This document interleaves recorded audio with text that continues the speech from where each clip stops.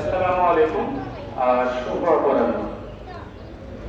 আজকে একটা মহতি দিনে আমরা সবাই একত্রিত হয়েছি। আমাদের অত্যন্ত আবেগের নাম, অনুভূতির নাম বঙ্গবীর ওসমানীর 40তম মৃত্যুবার্ষিকী উপলক্ষে। আমাদের বঙ্গবীর ওসমানী উনি যে শুধু মুক্তিযুদ্ধের এক অনন্য অধিনায়ক ছিলেন তাই না, দেশ এবং বাংলাদেশের আজকে যে আমরা বাংলা ভাষায় কথা বলছি, স্বাধীনভাবে চলাফেরা করছি, তার পেছনে যে আসলে যেই মানুষগুলো নিজের জীবনের সব ইচ্ছা, সব চাহিদা সব বিসর্জন দিয়ে নিজেকে অকাতরে বিলিয়ে দিয়ে শুধু দেশের জন্য করে গেছেন, কখনো নিজের জন্য একবারের জন্য ভাবেননি। এইরকম একজন মানুষ যিনি আমাদের সবার কাছে দৃষ্টান্ত। বাংলাদেশ জাতীয় জাদুঘরে বঙ্গবীর ওসমানীর বেশ কিছু স্মৃতি নিদর্শন এবং ওনার ছবি আছে। বাংলাদেশ জাতীয় জাদুঘরের মহাপরিচালক আজকের অনুষ্ঠানে উপস্থিত থাকতে চেয়েছিলেন, বাট গুরুত্বপূর্ণ একটি কাজে ব্যস্ত থাকায় ওনার পক্ষ থেকে আমি এই প্রোগ্রামে অ্যাটেন্ড করছি। বাংলাদেশ জাতীয় জাদুঘর এর শাখা জাদুঘর হিসেবে ওসমানী জাদুঘর সেই শুরু থেকেই কাজ করছে। এখন ওসমানী জাদুঘরের দায়িত্বে আমিনুল ইসলাম আছেন। উনিও যথেষ্ট ওসমানীর ভাবধারার প্রতি বিশ্বাসী। আপনারা সবাই ওনাকে একটু সহযোগিতা করবেন।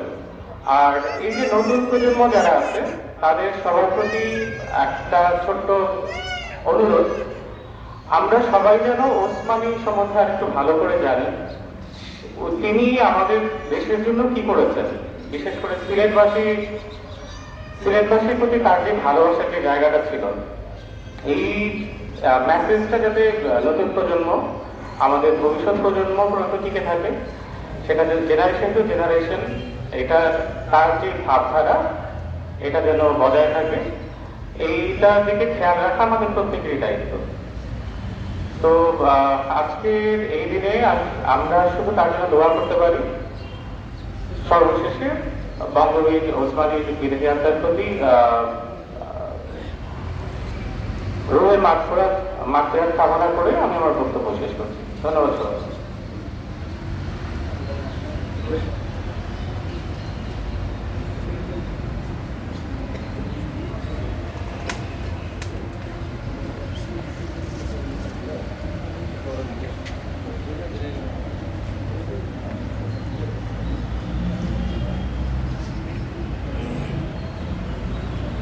ধন্যবাদ। এ পর্যায়ে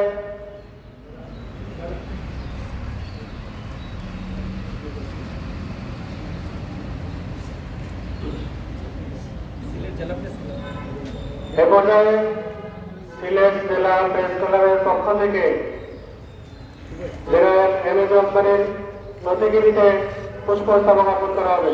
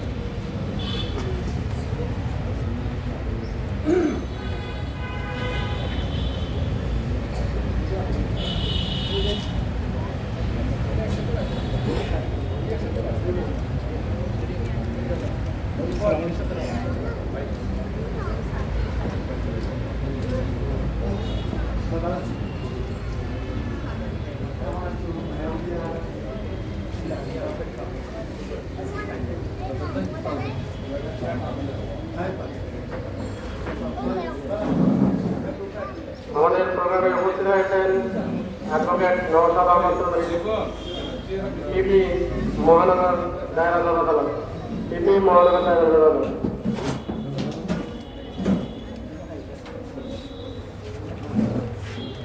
এই পর্যায়ে আমন্ত্রিত অতিথি এবং জাদুঘরের পক্ষ থেকে বর্তমানের প্রতিকৃতিতে পুষ্পস্তবক অর্পণ করা হবে। আমন্ত্রিত অতিথি মহোদয় এবং অতিথিগণ এবং জাদুঘরের পক্ষ থেকে বর্তমানের প্রতিকৃতিতে পুষ্পস্তবক অর্পণ করা হবে।